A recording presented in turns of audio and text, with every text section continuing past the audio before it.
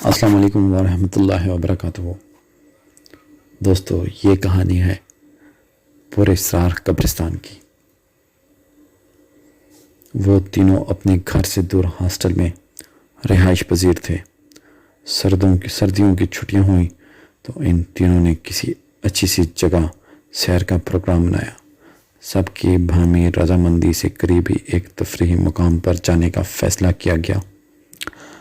وہاں ایک بہت اچھے ہوٹل بھی تھے، اس لیے رہائش کا کوئی مسئلہ پیش نہیں آنا تھا۔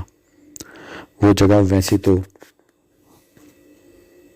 خوبصورت تھی، مگر لوگوں کا کہنا تھا کہ رات کے وقت وہاں باہر گھومنا خطرے سے خالی نہیں۔ وہ تینوں بھی یہ بات ذہن میں بٹھا کر وہاں چلے گئے کہ کچھ بھی ہو جائے رات کو باہر نہیں نکلنا۔ ہوٹل میں کمرے انہوں نے فون پر پہلے ہی بک کروا لیے تھے۔ ہوٹل جتنا باہر سے خوبصورت تھا اتنا ہی اندر سے بھی شاندار تھا، اور کمروں کا تو جواب نہیں تھا۔ ان تینوں نے اپنے لیے الگ الگ کمرے بک کروائے تھے۔ تینوں کا تعلق اچھے گھرانوں سے تھا، اس لیے پیسوں کا مسئلہ پیش نہ آیا۔ ایک بات جو کہ ان کے لیے حیران کن تھی، اتنے بڑے اور اتنے اعلیٰ ہوٹل میں انتہائی تھوڑے پیسوں میں کمرے ملتے تھے۔ یہ بات خیر اتنی بھی اہم نہیں تھی کہ وہ اس پر سوچ کر وقت ضائع کرتے۔ وہ لوگ شام 6 بجے ہوٹل پہنچے، ایک ہی جگہ بیٹھ کر کھانا کھایا۔ کھانے کے بعد کافی کا دور چلا، پھر تینوں نے لیپ ٹاپ پر ایک ہارر مووی دیکھی۔ 3 گھنٹے اسی میں گزر گئے۔ جب نیند ستانے لگی تو نبیل کے علاوہ دونوں دوست اپنے اپنے کمروں میں چلے گئے۔ نبیل بھی ان کے جانے کے بعد اپنے بستر پر آ گیا۔ باہر دسمبر کی پراسرار اور گہری رات کا راز تھا۔ وہ ایک گرم علاقہ تھا، اس لیے سردی کا زور بہت زیادہ نہیں تھا۔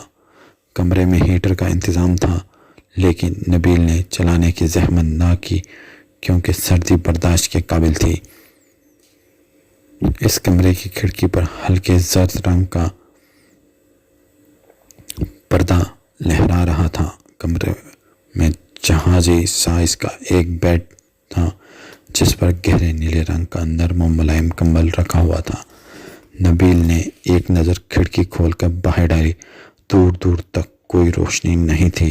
دھند جیسا ایک دھواں فضا میں چاروں طرف پھیلا ہوا تھا، جو شاید ماحولیاتی آلودگی کی وجہ سے باقاعدہ شہروں کی طرح وہاں پر بھی تھا۔ اس کھڑکی سے ہوٹل کے پچھلی طرف کے منظر نظر آتے تھے۔ وہ کچھ دیر کھڑا دیکھتا رہا، پھر جب کھڑکی بند کرنے لگا تو ایک تیز ہوا کا جھونکا اندر داخل ہوا۔ اسے نہ جانے کیوں ایک عجیب سا خوف محسوس ہوا۔ اس نے فوراً کھڑکی بند کی اور بیڈ پر آ گیا۔ جب دیر دل غیر معمولی انداز میں دھڑکتا رہا، پھر آیت الکرسی پڑھی تو نیند کا غلبہ چھانے لگا اور چند ہی منٹوں میں وہ خراٹے لے رہا تھا۔ رات کا دوسرا پہر شروع ہوئے ابھی کچھ ہی دیر ہوئی تھی جب نبیل کی آنکھ ایک ڈراؤنے خواب سے کھلی۔ سارا جسم خوف کی وجہ سے پسینے میں شرابو تھا۔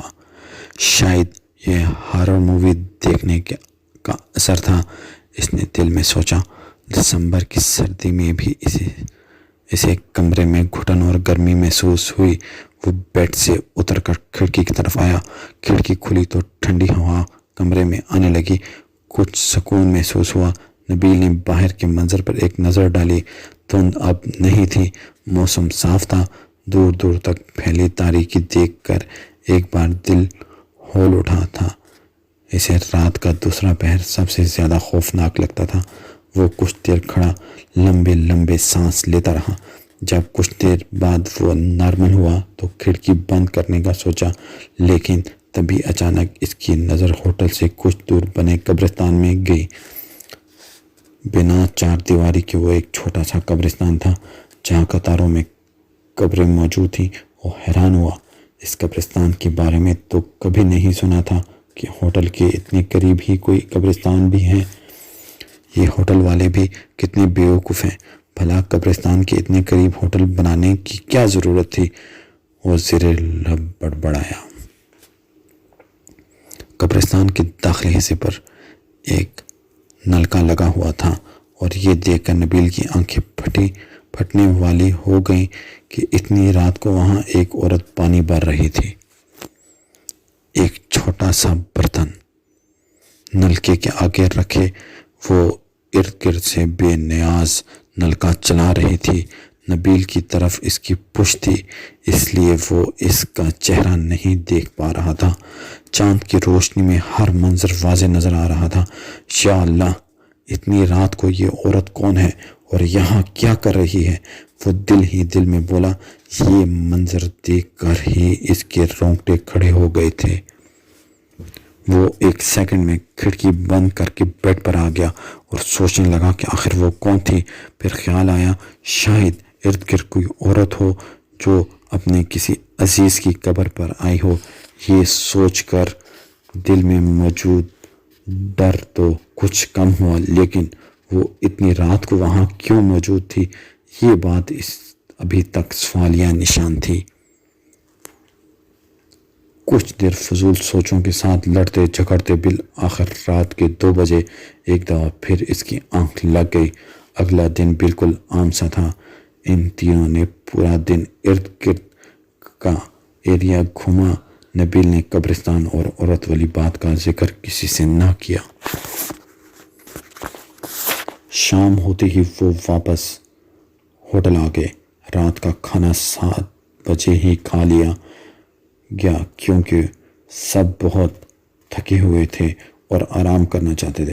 آج سردی کی شدت کل کی نسبت کافی زیادہ تھی۔